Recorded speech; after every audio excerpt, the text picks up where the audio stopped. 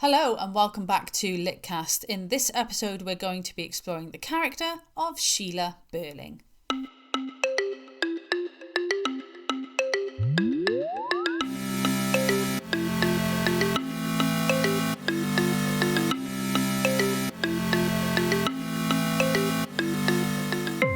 So, Sheila is the daughter of Mr. and Mrs. Birling, and when we first see the family, we see that she is happily getting engaged to Gerald Croft.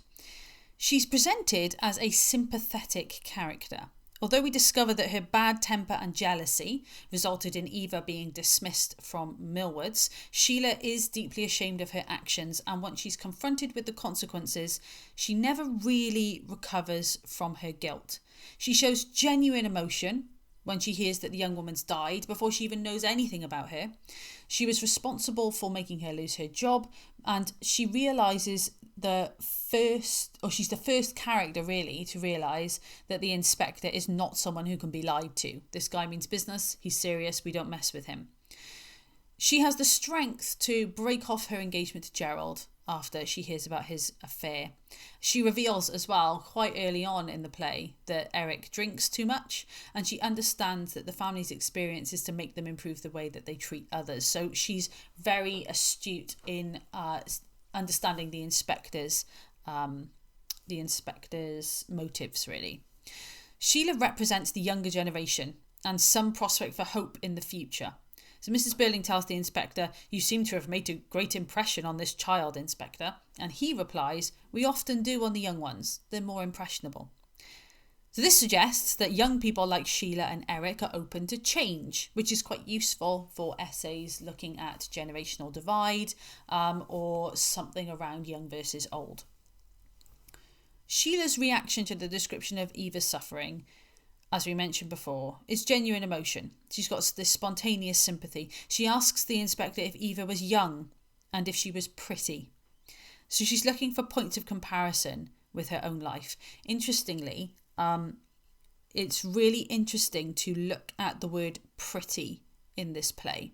If you explore the word pretty, especially in relation to Eva, although it is used in relation to Sheila as well, the way that word is used is really interesting in terms of people's perception of a woman in 1912, her character, what she can do for herself, etc. So if you're looking for something to really sort of get your teeth into and sort of track through, look at the word pretty. And she's trying to look for points of comparison with her own life. So whereas if you think about, in contrast to this, Mrs. Birling, who is trying to distance herself from Eva Smith to the point where she almost sees herself as a separate species, we've got Sheila, who's trying to make connections and comparisons between Eva and herself. At this stage, she's got no idea that she and Eva have more in common than just youth and good looks. In fact, they have both shared the affections of Gerald Croft. So if we think about these characters as constructs, they don't actually exist. The only person that exists is Priestley.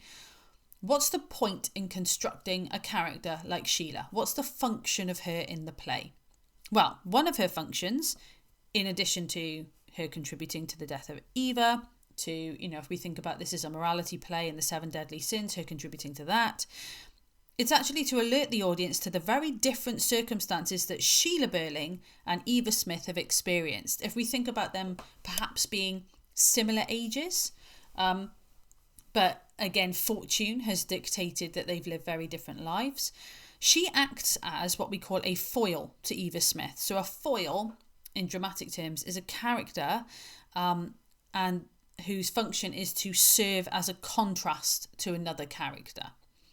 So she acts as a foil to Eva Smith, helping Priestley to illustrate the evils of the class system. So we can see two characters who have similarities but have vastly different experiences, and that tool of the foil, that contrast of experiences, is really useful. Despite her role in Eva's destruction, Sheila is shown to have a social conscience. She recognises that working class girls are not just cheap labour, they're people. She also consistently comments on the unfolding events of the play in a way that shows that she shares the inspector's views. So we said before, she's probably the most in tune with the inspector. She understands his motives, and she comments on that throughout the play. She understands that her family's collective responsibility should be towards Eva and the fact that they've caused her death.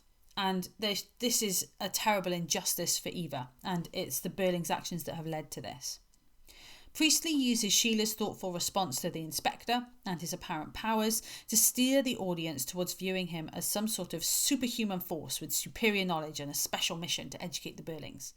So she says things like, "Why, you fool, he knows, of course he knows, and I hate to think how much he knows that we don't know yet. You'll see. And I have an idea, and I had it all along vaguely, that there was something curious about him. He never seemed like an ordinary police inspector." Now, she picked up on that, but still saw it as an opportunity to develop and grow and reflect and learn. Whereas the older generation saw that he was perhaps not an ordinary police inspector and used that as an excuse to try and find out if there's some sort of mischief, if he is trying to impersonate a police inspector, and trying to sort of push it back on him. So you can see again that contrast in attitude. So Sheila learns about herself as a result of the visit of the inspector. She does not feel relieved by the disclosure that Inspector Gould is not a police officer. Whereas the older generation do, she doesn't. And the news that no girl has died in the infirmary does not alter her sense of guilt, because it doesn't affect what she did. She still did those things. Even if it didn't lead the way that they were being told, she still did those things. She's heavily linked to themes of responsibility, truth, and personal growth. And Sheila changes more than any other character. We see her at the start and the way that she talks. She's playful, she's childish, she's self-centered. She enjoys the attention her engagement brings, but you can see the way that she interacts with her parents and the way that she interacts with Eric means she's very naive and childlike. But when she hears of the girl's death, she shows this sensitive side and she responds to the girl as a person. So she contrasts with the rest of her family from this very early stage. She criticises her father.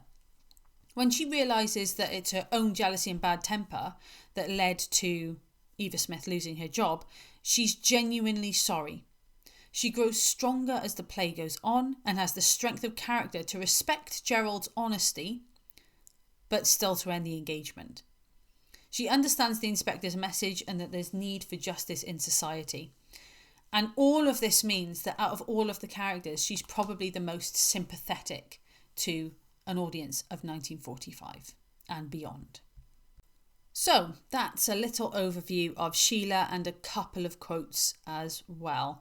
Hopefully you found that useful, and remember to think about these characters as vehicles to deliver messages from the playwright, and in particular thinking about how context links to them. Thank you so much for listening. Remember that we've got episodes on all the characters, the themes, and some context as well. So check them out, as well as summary episodes of the plot. And I will see you in the next one.